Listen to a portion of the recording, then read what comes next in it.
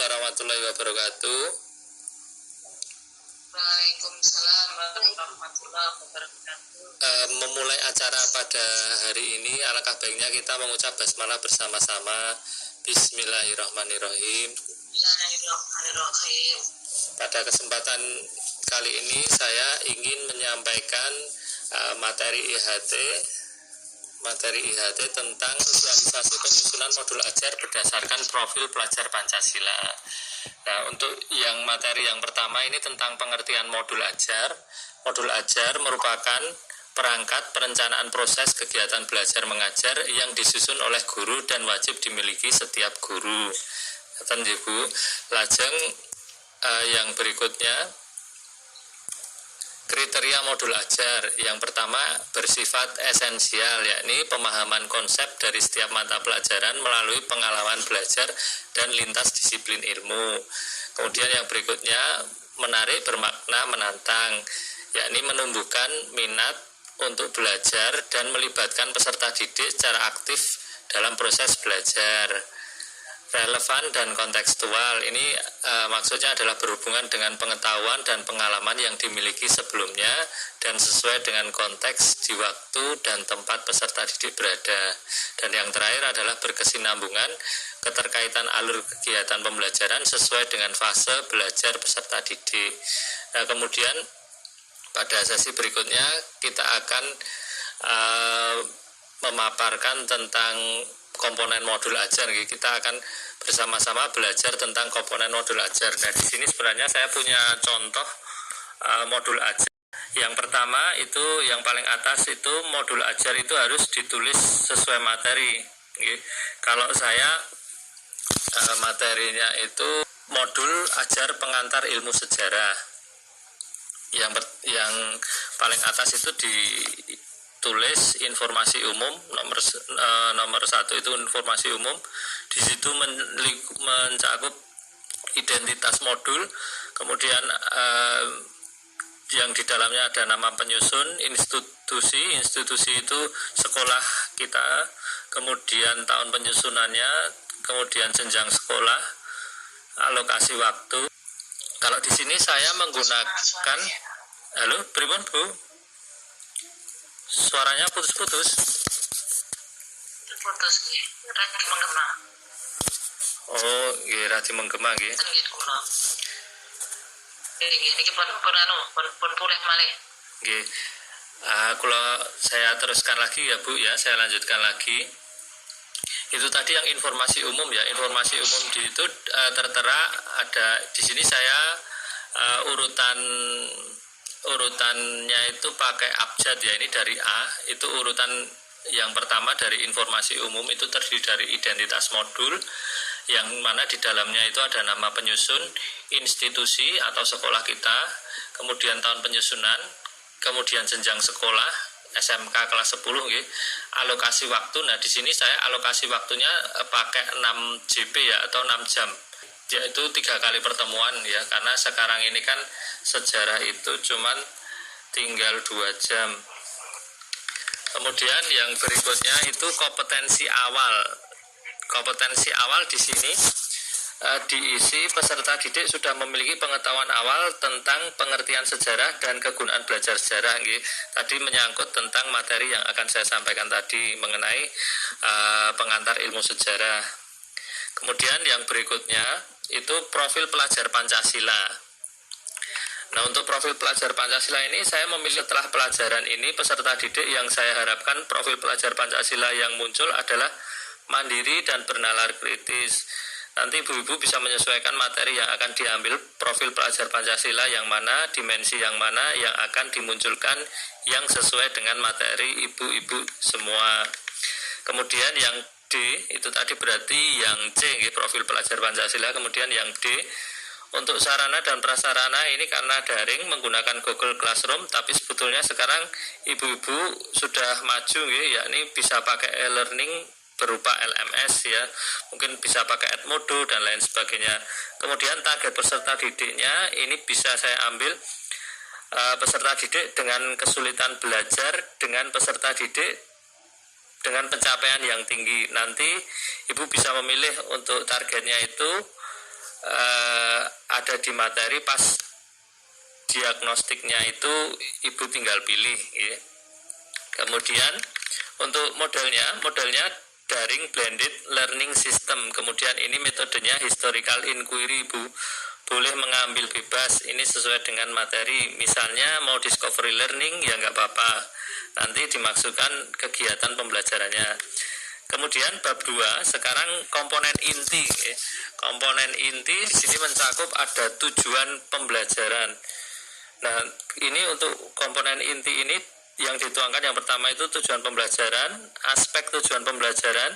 Ini ada 3, Ibu, yaitu kompetensi, konten, dan variasi. Untuk variasi ini harus yang hot, kaitan C4 mengevaluasi, C5 menganalisis, C4 membuktikan, kemudian menyimpulkan itu C berapa itu ya, saya agak lupa itu. Kemudian membuktikan ini termasuk ya nanti ada di KKO-nya ya, jadi nanti silakan monggo bisa kita pelajari bersama di KKO-nya, belum direvisi ini ya.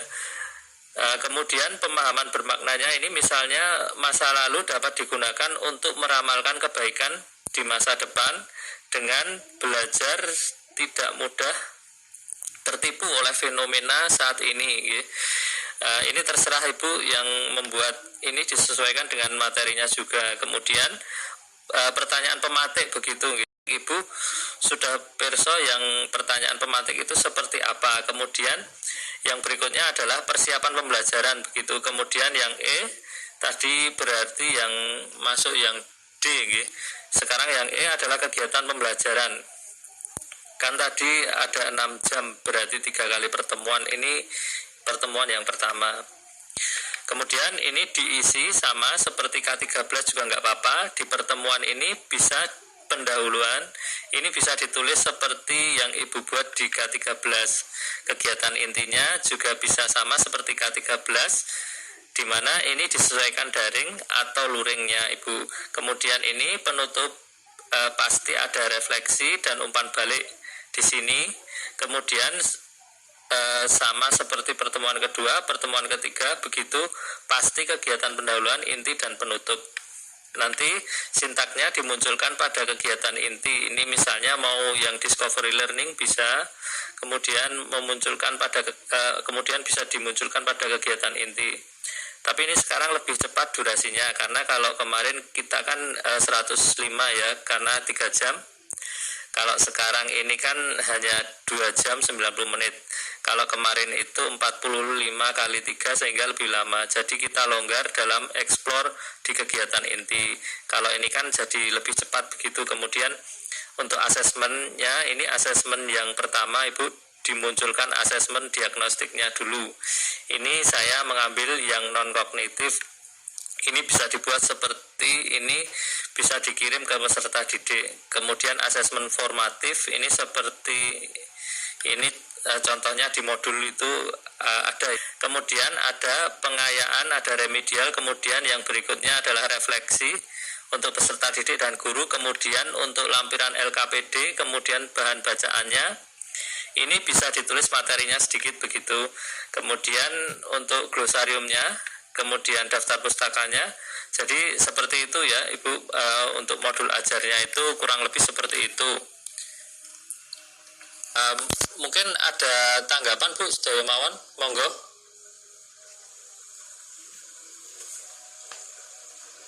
Halo Penyusunan modul ajar itu berarti apa itu urut-urutannya penulisan modul ajar ya Pak? Nggih Bu, cuman ini ngapunten mboten saged ditampilkan karena ada kendala teknis niki wau. Nggih. Kita agar konsen. Jadi antara RPP dengan modul ajar itu lebih modul ajar kita. Kalau untuk modul ajar mungkin lebih rinci Bu, karena tadi ada profil. Iya, modul ajar itu kan sama dengan RPP dulu toh Mas, namun ya tadi memang lebih rinci sekali apa ditulis gitu tuh kemarin. Nggih Bu, nggih. Wonten profil pelajar Pancasila ngaten.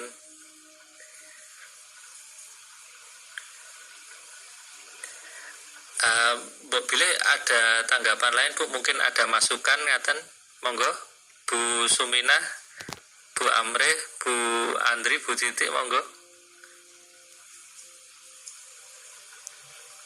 Napa sampun?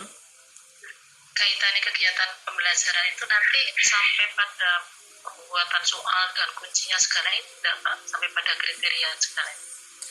Mungkin kalau untuk yang di modulnya itu mungkin nggih niki di bawahnya asesmen formatif nggih. Ada rubrik penilaian tugas. Rubrik penilaian tugas nggih, pengayaan dan remedial itu di bawah setelah asesmen formatif nggih. Berarti nggih masuk dalam modul niki Bu, ada pengayaan remedial ini masuk dalam modul urutannya setelah asesmen formatif ngaten. Kemudian yang terakhir wau refleksi peserta didik dan guru ngaten. Terakhir niki tesih wonten lampiran kerja peserta didik, lembar kerja peserta didik niku wonten lampiran. Kemudian niki bahan bacaan guru wau nganu hanya sekilas selayang pandang mawon, ditulis isi materinya misalnya konsep dasar sejarah. Ini cuma satu paragraf mawon mboten napa. Terus kemudian yang terakhir glosarium kalih daftar pustaka nggih. Glosarium niki daftar istilah-istilah nggih. Mungkin diartikan misal heuristik itu apa? Oh, heuristik itu kegiatan penelitian sejarah untuk mencari dan mengumpulkan sumber sejarah. Ruang itu apa? Oh, tempat segala yang ada. Kemudian sumber sejarah itu sesuatu yang memberitahu kita tentang sejarah atau peristiwa masa lampau.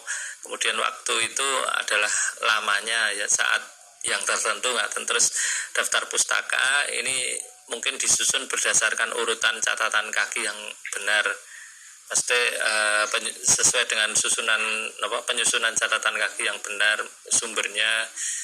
Misal teng mriki teng modul niki saya ambilnya Kunto Wijoyo, bukunya Pak Kunto Wijoyo tentang pengantar ilmu sejarah. Terus Pak Latif itu tentang manusia dan sejarah. Terus Pak Sabto ini memahami sejarah sebagai ilmu. Nggih bilih ngaten Ibu-ibu sedanten, dos pundi wonten tanggapan malih? Ya sudah kayaknya sudah lebih dari 20 menit ya Pak. Oh nggih, sampun Bu. Mungkin itu dulu dari saya, kurang lebihnya mohon maaf. Billahi taufik wal hidayah. Wassalamualaikum warahmatullahi wabarakatuh. Waalaikumsalam warahmatullahi wabarakatuh.